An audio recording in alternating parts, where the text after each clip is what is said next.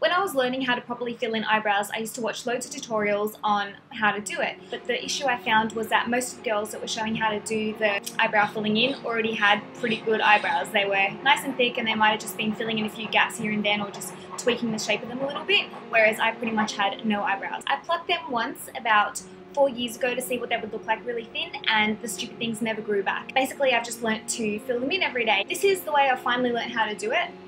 Example. If you want to learn how to shape your eyebrows, if you have no eyebrows, then keep on watching and I'll show you how I do it. The first thing you want to do is grab a clean spoolie and brush your eyebrow hairs up. This will give your face a lift. I'm using the Anastasia Beverly Hills Dip Brow Pomade in Blonde. It's really soft and it's not going to drag or pull on your eyebrows when you're trying to apply it. I'm using a flat concealer brush to apply the product, and you'll see that I'm applying it underneath my natural hairs, and I'm also going to apply it above my natural hairs. Only apply fine amounts of the colour at one time. You don't want to go in too heavy at the start, you want to gradually build the colour up. I think the hardest part is getting the tail right. If you accidentally bring it down too low, it's going to drag your eyes down with it. So what you want to do is kind of elongate the tail, but make it look natural at the same time. As you get closer into the start of the brow, try not to apply more product. Only use what you have left on your brush because you want the start of the brow to appear lighter than the tail of the brow. When you get to the start of the brow, it's important to do short, feathery strokes in an upward direction. This will make sure your brow looks a lot more natural and not like it's been drawn on.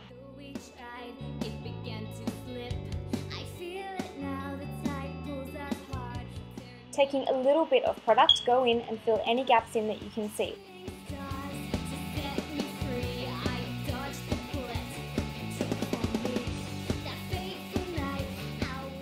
When you apply any cream or liquid to the face, you do need to set it with a powder. So I use a light brown eyeshadow on a stiff eyeshadow brush. It's a flat brush, and I'm just gently moving that over the entire brow so that it sets the cream in place.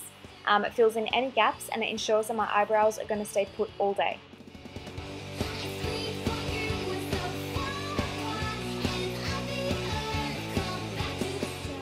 This step isn't actually necessary, but I like to do it. I'm just using a tinted brow gel, and what that's going to do is hold your brows in place all day.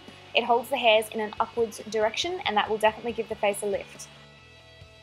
You want to apply the gel very gently so that you don't move the colour that you've applied underneath. So you're just gently picking up the hairs and brushing them upwards. You might find that from applying the brow gel you've uncovered some more gaps in the brows, so all you're going to do is take a little bit more of your eyeshadow and just fill those gaps in. This part isn't really necessary either, but again it makes a huge difference. So what I do is take a little bit of the foundation that I've used to put on my face. I take it on an angled concealer brush, just a thin one, and you're going to very gently outline the brows with it. This will define your brows, straighten up any edges, it'll make your eyebrows a lot neater, and it'll also give you a subtle highlight. Once you've applied your foundation, just gently go back in and blend that out so that you can't see that you've got foundation there.